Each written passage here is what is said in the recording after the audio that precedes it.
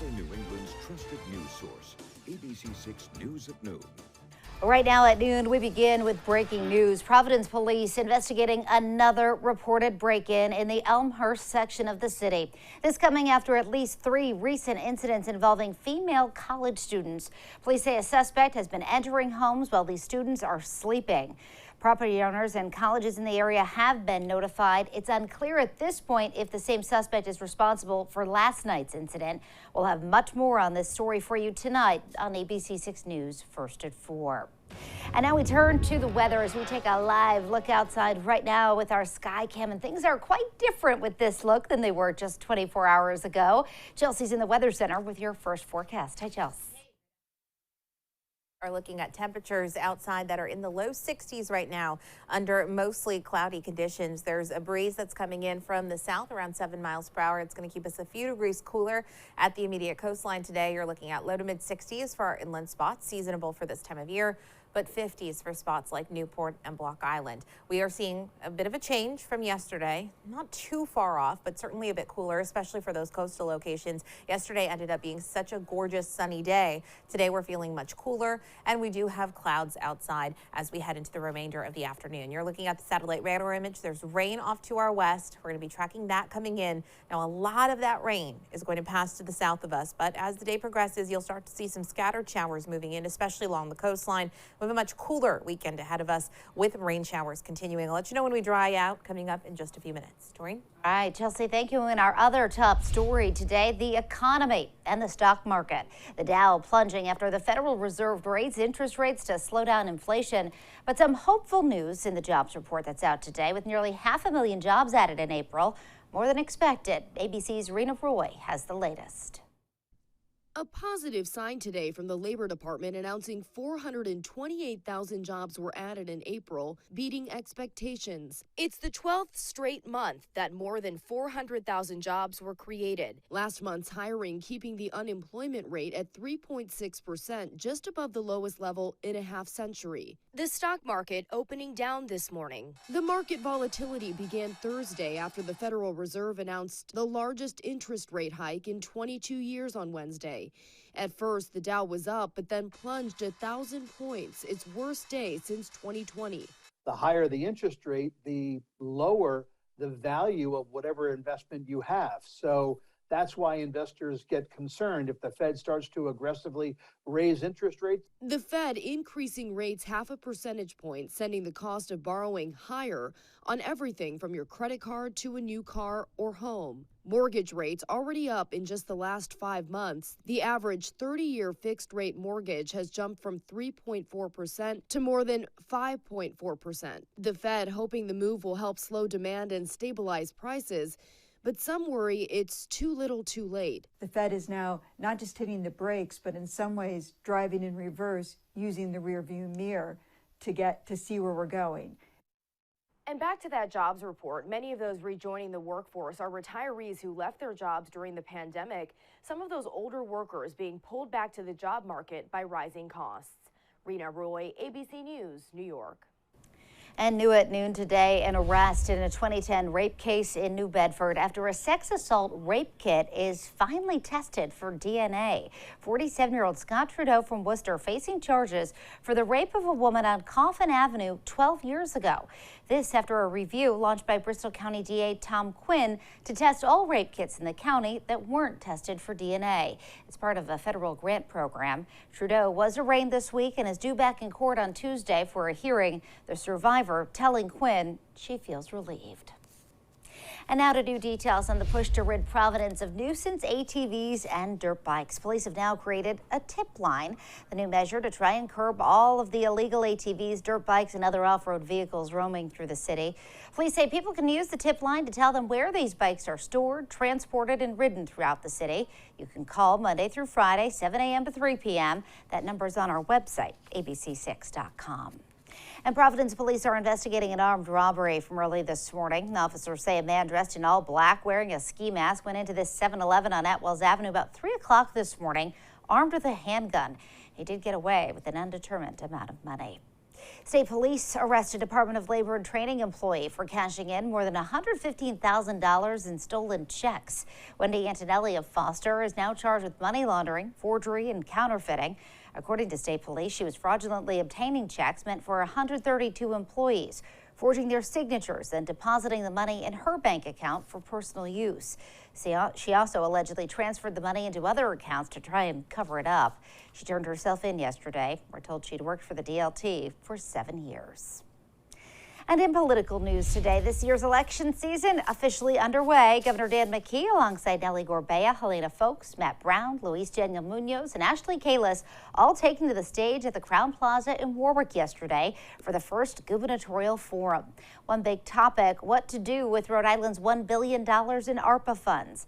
The candidates discussing plans to use the federal money on education, health care, and increased housing.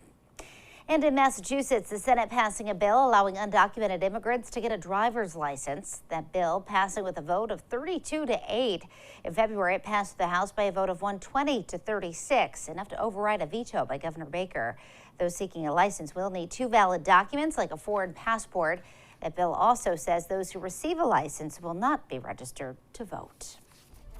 And ABC6 with a focus on our schools now, and major renovations to the high school athletic fields in North Attleboro have hit a snag.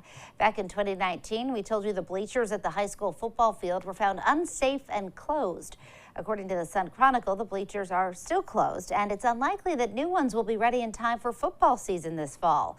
The superintendent says the driving factor here is supply chain delays, and bids to fix several projects in the district will go out later this month. And now to the Boston Celtics, getting ready for Game 3. The series picks back up tomorrow against the Bucks. The time off giving the team ample time to get their starting point guard back and healthy. NBA Defensive Player of the Year Marcus Smart missing Game 2 on Tuesday because of a bruised thigh. The longest tenured Celtic optimistic that he'll be able to return for this weekend's game in Milwaukee. The Celtics go for their first lead in this series against the defending NBA champs Saturday at 3:30. See it right here on ABC6. Still to come, the FDA out with some strict limits on Johnson & Johnson's COVID vaccine. What you need to know. And more fallout from that leaked Supreme Court draft opinion indicating a majority of justices plan to overturn Roe v. Wade. Could new legislation be on the way to protect abortion rights? And later, buying a home continues to be even more pricey. Mortgage rates going higher. We'll tell you just how high coming up.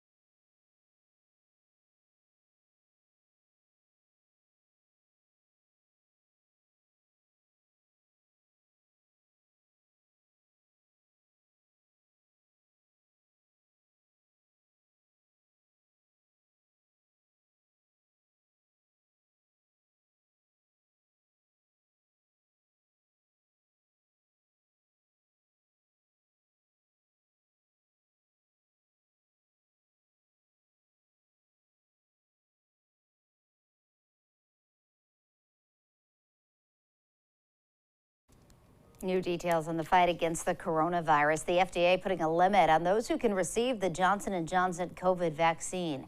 It's due to a risk of a rare but serious blood clot. Regulators saying only those who cannot receive a different vaccine or specifically request the Johnson & Johnson vaccine should be given it. This decision comes after the FDA's vaccine chief said they realized the risk after looking over new data, saying the clot showed up in the first 2 weeks post-vaccine. So if you got it months ago, you are okay. Democrats on Capitol Hill rushing to unveil legislation next week that would protect abortion rights after that unprecedented leak of a Supreme Court draft opinion indicating a majority of justices are poised to overturn Roe v. Wade. But it is an uphill battle. ABC's Alex Perche has the latest from Washington.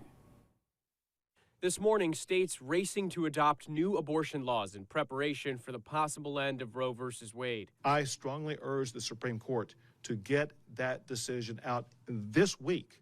Don't wait around. Texas already has a full ban on the books set to take effect 30 days after the ruling is overturned. While in Louisiana, lawmakers are pushing ahead with a new bill set to classify abortion as homicide starting at the moment of fertilization. The law opening the door for both the mother and the person performing the procedure to face charges. But in Connecticut, the governor signing a bill protecting women who come from out of state to have the procedure. No politicians are going to get between you and your doctor. You make the choice. Back in Washington, D.C. Republicans will have two choices. They can own the destruction of women's rights, or they can reverse course and work to prevent the damage. Democrats and at least 2 Republican senators are looking for ways to save Roe v. Wade, scrambling to create federal legislation that could protect the landmark case. But even that slim majority is struggling to agree on what that legislation would even look like. My goal is to codify what is essentially existing law. That means Roe v. Wade. And outside the Supreme Court, metal fences block protesters from reaching the steps, while inside, officials scramble to find the source of the leak. Chief Justice John Roberts reportedly telling a judicial conference that the leak was absolutely appalling. Roberts saying he hoped one bad apple wouldn't change the way Americans viewed the Supreme Court. Andrew Dimbert, ABC News, New York. And still to come, the end of the password as we know it, the push from Apple, Google, and Microsoft next.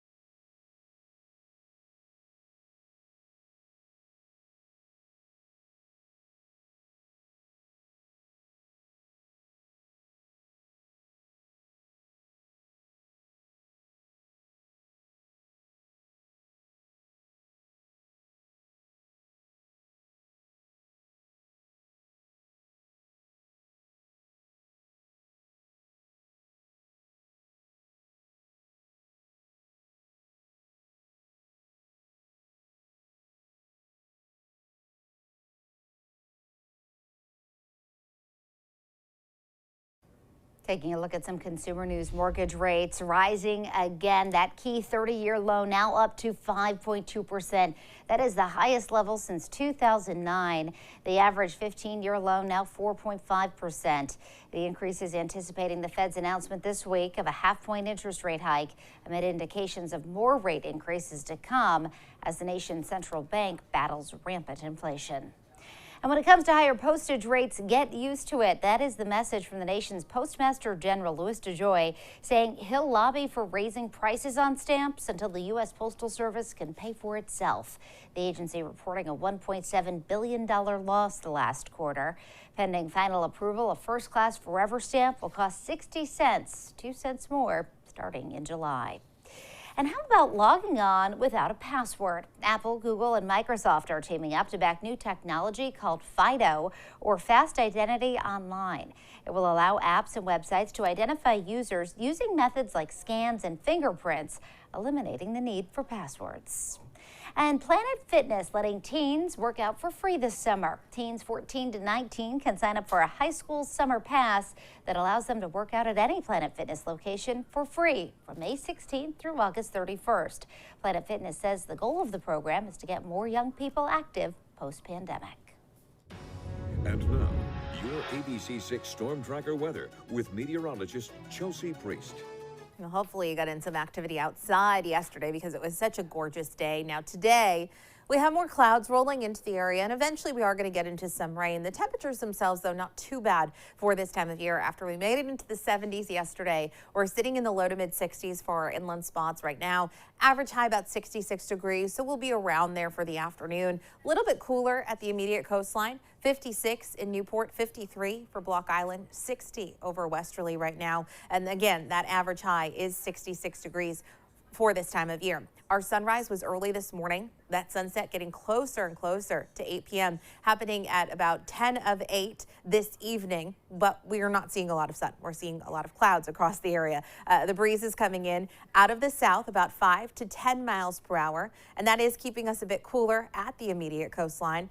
But it's tomorrow and into Sunday that we actually have much cooler weather moving into southern New England. Our highs are only going to be in the low to mid 50s range for both Saturday and Sunday. Now we see a slow climb into the early part of next week. It's not until the later part of next week that we see those temperatures really coming up. A loop over the past 6 hours shows you the clouds that are in place right now. You're getting some pops of sun here and there, but there's also rain getting closer to us, and that rain is going to continue to inch closer through the afternoon. Now the bulk of this rain is passing to our south. It's going to stay south of us, but we are on that northern fringe where we do tap into some of those rain showers, especially along the coastline. You figure the farther south you go, the closer you are to that steady rain. There's going to be a sharp cutoff. Some of our inland spots don't see much rain at all. Here's how it plays out. This evening, you start to see some showers moving in. Along the coastline, you're getting some scattered showers. Then as the day progresses overnight and into tomorrow, we continue to see scattered rain across the area. You can see just to our north, there's not much rain at all, just some clouds in place. Into Saturday afternoon, still some scattered showers. We're not talking about a ton of rain, but we're talking about a 24 to nearly 48-hour period of scattered showers coming in and out of southern New England, especially focusing in on areas in Providence and south of Providence. From there, that low sits down to the south of us. On Sunday for Mother's Day, there's still a lot of clouds around. It's still a cool, breezy day, but less rain expected for Sunday. So through Saturday, you're talking about an inch, a half inch to an inch for areas in Providence and south of Providence. But look at that sharp cutoff. You can see things just to our north, no rain at all. So it really is going to be dependent on how close that low system does get to us as to where we get to a half inch, an inch. Again, it's not a ton of rain. It's just a very dreary, cool, breezy day for Saturday. So today, it's not all that bad. Of course, it's a lot worse than yesterday, mid-60s outside this afternoon. Tonight, we do have some scattered showers, some fog, clouds, temps in the upper 40s. And then tomorrow is our overcast, cool, damp, and breezy day. Gusts coming in around 30 miles per hour. It'll stay breezy for our Mother's Day forecast, but I do think we get some sun popping through. It's still a cool day with temperatures only in the mid-50s. Your 7-day shows temperatures gradually and slowly warming into next week, eventually making it into the 70s by the end of next week. All right, Chelsea, thank you. Still to come, a cash concept sweeping TikTok, helping people budget amid rising inflation.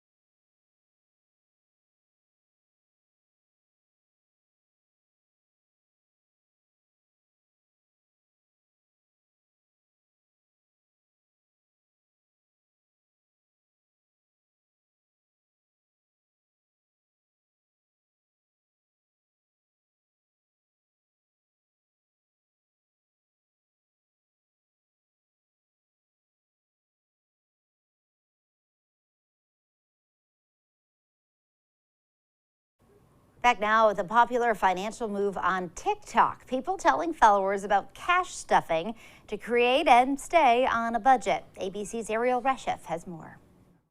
It's known as cash stuffing, taking your hard-earned cash and dividing it into different categories like bills, savings, even date night, and stuffing the cash into different envelopes or binders.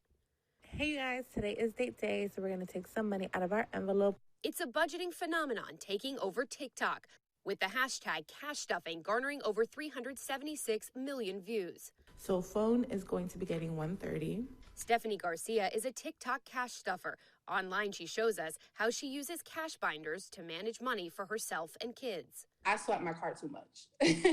You don't really see how much money you're spending until you want to say, how much money do I have left in my account before I make this purchase? And she says it's a strategy that really helps her stay on track with her budget. Using the method, Stephanie says she's not only managed to keep her debt low, she has also saved more than $10,000 for the future. I started using this method, and it became to the point where I started even reducing my own debt by making extra payments on my credit card. This back-to-cash movement is a new twist on what was formerly known as enveloping.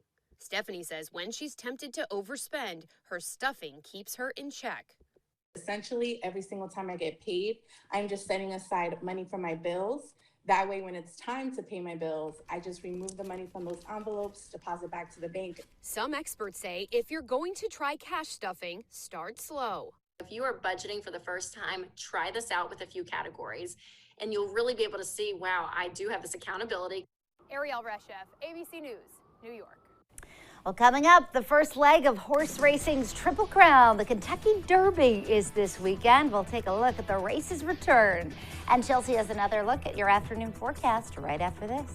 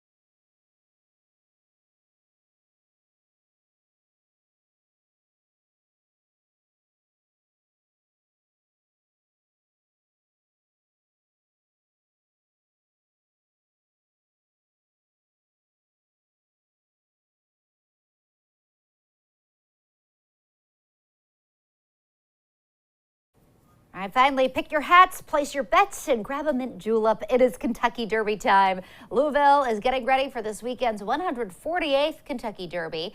Churchill Downs will be hosting its first full-capacity crowd since before the pandemic on Saturday. Tens of thousands are expected to attend watch their favorites. Epicenter is taking on Cyberknife and Smile Happy. So you're going to want to remember those names. Love the names. If you're heading to a Derby party. Okay. Mm-hmm. All right. There you go. I know. I'll have to look at the whole list. It's always so fun. It Didn't really we is. wear fascinators for something? That was We for did the royal wedding. The royal wedding. Mm-hmm. Okay. That Yes. was fun though. I know. I wish we still had those. I know. Those were borrowed. Those were borrowed. Those were borrowed. But Yeah. it's fun to dress up. That's and right. We could put a sub the hat on. picture, Yeah, I think. That's true. Yeah. I'll have to look for that. Very similar. Thought so. We are looking at Not our best looking May weekend. I'm sorry. Yesterday was so gorgeous and it's just kind of downhill from there. Today, more clouds. Temps are still in the 60s, but we'll start to see some showers moving into the area, especially along the coastline. Tomorrow, on and off rain. I don't think it's, complete heavy rain all day long, but it's just one of those days that we have the risk of showers really from start to finish. It's going to be cool. It's going to be breezy too. And then into Sunday, we'll get into some sun. I don't think it's a nice bright day, but for the moms, it should dry out. It'll just be cool, temps in the mid-50s, and then a slow warm up into the start of next week. More so by late next week, we're into sunshine and warming conditions by the later part of next week. So slow going, but it is what it is. All right, well, maybe a baseball hat instead of a derby There you hat go. to ward off that rain. There you go. All right, Chelsea, thank you. And thank you for joining us for ABC6 News at noon. The news continues first at 4. Have a great day, everybody, and enjoy the weekend.